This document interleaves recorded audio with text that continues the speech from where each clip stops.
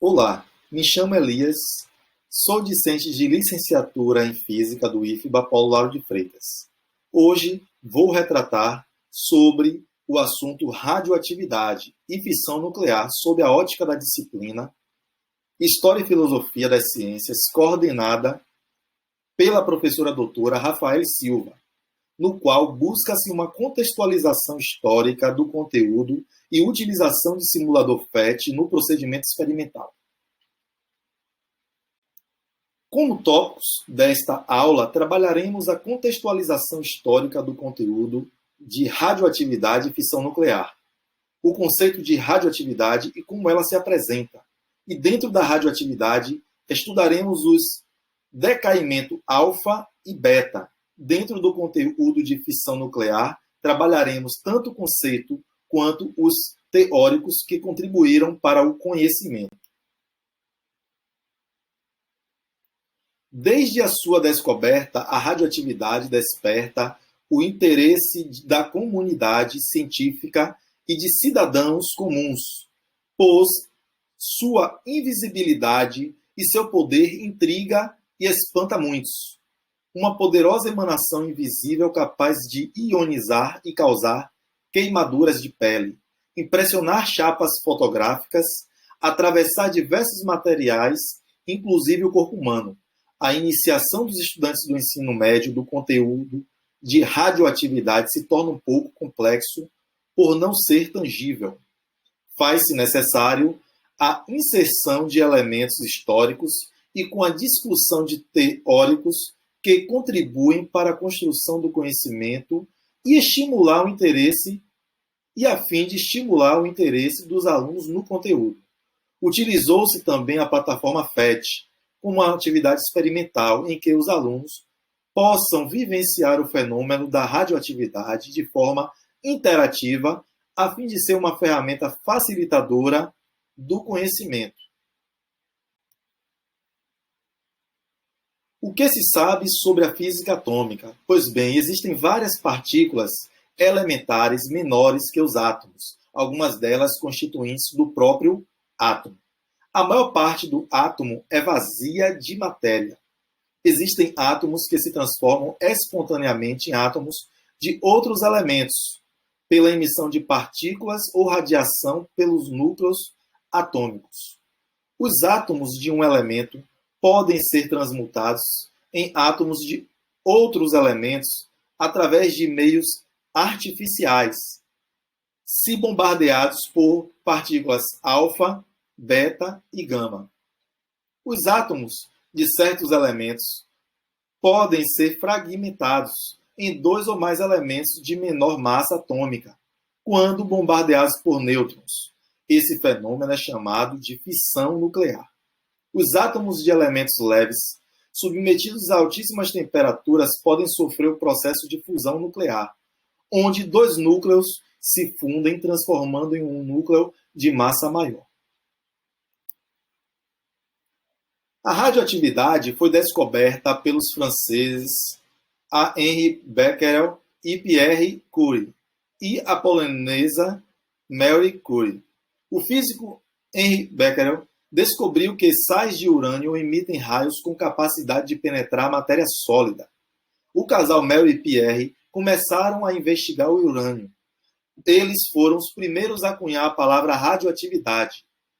Eles chamaram de polônio o primeiro elemento químico que descobriram, em homenagem ao país natal de Marie, a Polônia.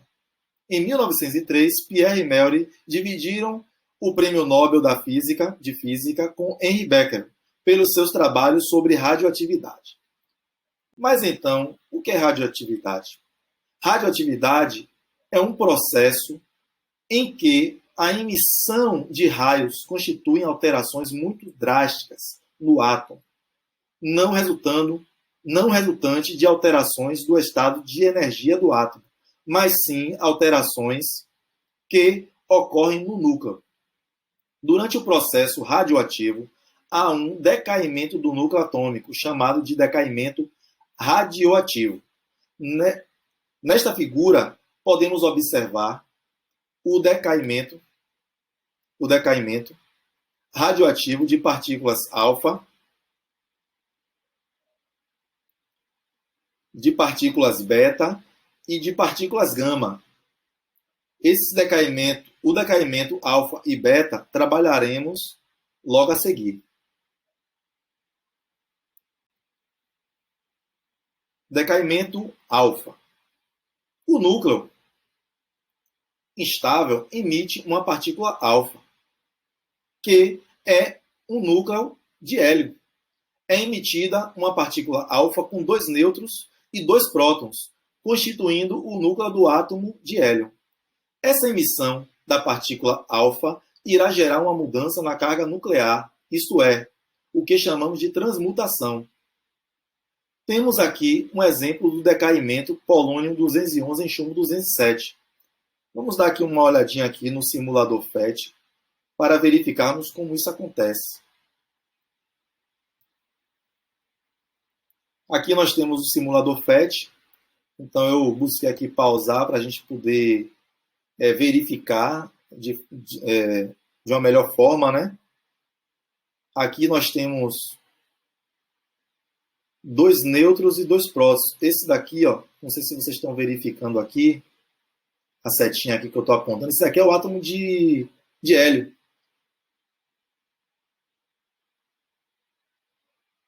Esse átomo de hélio aqui foi do decaimento do polônio 211, polônio 211, gerando aqui o chumbo 207. Então, o polônio aqui, ele é um isótopo muito instável. E esse exemplo aqui do simulador FET, ele deixa isso muito bem claro. É possível também verificar aqui nessa parte aqui de cima aqui do simulador, a atividade do polônio ao passar por esse decaimento dessa partícula alfa. Esse processo aqui é um processo de meia-vida, onde esse polônio 211,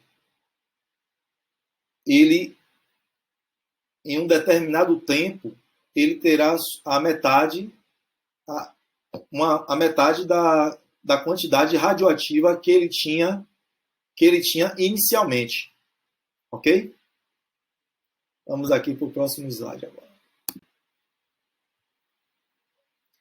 Aqui, pessoal, vamos falar um pouco sobre decaimento beta. A desintegração de um núcleo radioativo A em outro B, com a emissão de um elétron, parece violar a conservação de energia. Assumindo a validade restrita de conservação da energia nos processos nucleares, o decaimento beta envolvia a emissão de mais de uma partícula pelo núcleo radioativo, além do elétron. Essa nova partícula de carga nula, que é uma exigência da conservação de carga do sistema, e quase sem massa, seria chamada de neutrino. Aqui nós temos aqui o neutrino, né, de Pauli, que é o produto da desintegração do nêutron de Chladevik. Então você verifica aqui, ó, que gera um próton, um elétron, e o próprio aqui, né, esse tipo um Vzinho aqui, o neutrino. Não é? Então, um exemplo do decaimento beta é a do carbono 14 para o nitrogênio 14, em que há a liberação de um antineutrino, que é uma antipartícula do neutrino de elétron. Então, vamos verificar isso aqui no simulador, né? Como isso acontece no simulador FET, esse decaimento beta. Então, você percebe que o carbono 14 ele vai liberar um elétron, um antineutrino, aqui esse verdinho. Anteriormente você tinha um isótopo, né, do carbono 14. um átomo estável, né? Como já dissemos anteriormente, né? Nós temos aqui um átomo desse elemento instável, vai gerar um outro elemento, no caso o nitrogênio, né? O carbono ele vai acabar gerando, vai acabar se desintegrando e gerando o nitrogênio, e essa desintegração ela ocorre num período de meia-vida, ok? Num período de meia-vida. E essa desintegração acontece da seguinte forma: o nêutron do núcleo ele se desintegra e produz um próton e uma partícula beta. Então, nós conseguimos, então, a partir desse exemplo aí, poder, né, dizer que esse decaimento beta para um isótopo de carbono ocorre em um determinado período. Mas isso não significa dizer que esse período é tão certo assim, porque pode ser num prazo curto ou também em um prazo mais longo. Não necessariamente acontecerá no mesmo tempo, ao mesmo tempo.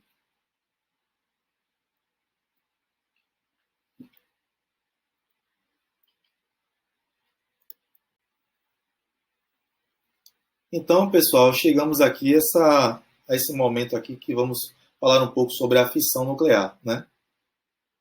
Em 1939, Otto Hahn e Fritz Strassmann anunciaram a ruptura do núcleo de um átomo pesado pelo bombardeamento de nêutrons. O principal protagonista da fissão nuclear, o urânio, encontrado em pouca quantidade na natureza, não despertou muito interesse por cerca de 100 anos. Hahn e Strassmann fizeram uma descoberta revolucionária no campo da física neste ano de 1939, a ruptura do urânio no surpreendente processo que resultava na produção de bário, um elemento de número atômico muito menor na tabela periódica.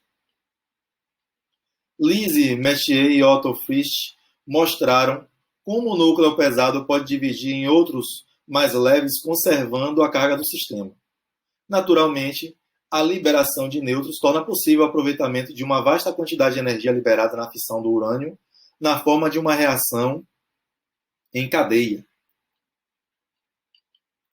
Vamos aqui verificar aqui, né, alguns momentos aqui no próprio simulador FET que ocorre, né, decorrentes aqui dessa fissão nuclear, né? Então aqui nós temos a fissão nuclear do elemento urânio 235, que é um isótopo instável. Esse isótopo, ao sofrer um bombardeamento com nêutron, ele vai gerar dois novos elementos químicos.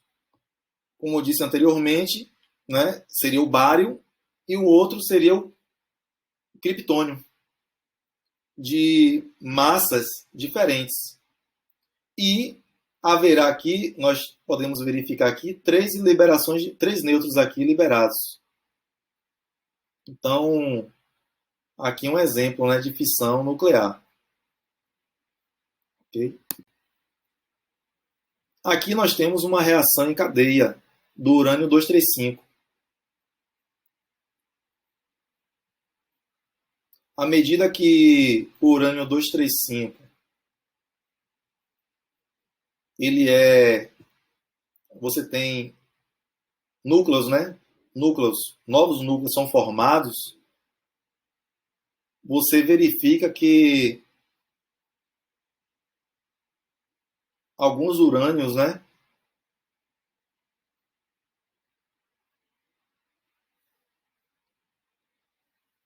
dependendo da quantidade de urânio, praticamente você vai ter aqui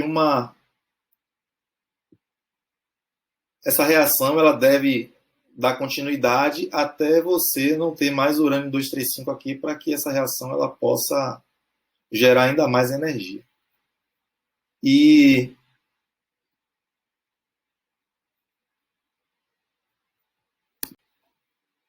aqui nós temos um reator, né, nuclear. Aqui, se dispararmos um nêutron, essa reação em cadeia ela vai acontecer de forma descontrolada, sem controle algum, que também vai liberar grande quantidade de energia, que a gente consegue verificar aqui. Ó.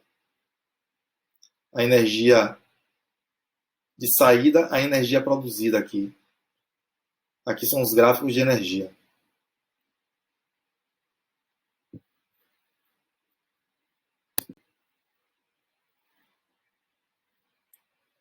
Pois bem, pessoal, as considerações finais aqui, o ensino ele vem sofrendo muitos desafios diante do contexto de aulas remotas por conta da pandemia da Covid-19. Falta aquele feedback instantâneo do olhar de dúvidas que pairam sobre os alunos quando não compreendem um conteúdo. Os professores têm tido que se reinventar para tornar esse processo de aprendizagem possível neste novo modelo. Este trabalho trouxe a inserção de elementos históricos da radioatividade e fissão nuclear para uma aula no ensino médio, pois os teóricos e o que eles contribuíram podem resgatar o interesse do aluno pela física, contextualizando o conteúdo.